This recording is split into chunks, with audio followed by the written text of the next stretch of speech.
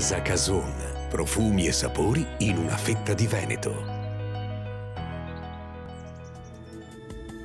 Bentrovati al meteo. L'anticiclone delle Azzorre si rafforza su tutto il nostro territorio. Avremo una lunga fase di stabilità, ma con nebbie e smog. Vediamo il dettaglio di martedì 14 dicembre.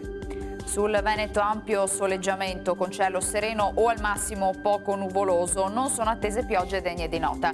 Inoltre, per effetto della stabilità atmosferica, potranno formarsi delle foschie al mattino e dopo il tramonto. Queste condizioni daranno luogo anche ad un rapido peggioramento della qualità dell'aria nelle aree urbane. Temperature stazionarie, rischio di gelate notturne, minime tra -4 e 1 grado. Il clima diurno sarà più mite con massime tra i 7 e i 9 gradi. Ci spostiamo ora sul Friuli Venezia Giulia, prevale anche qui il sole con cielo limpido con poche nubi sparse e non sono attese precipitazioni.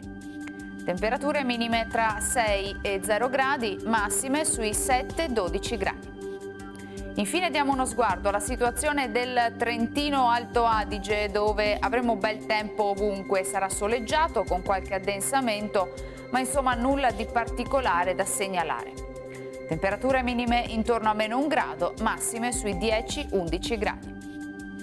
Dal meteo di Antenna 3 è tutto, grazie per l'attenzione e arrivederci.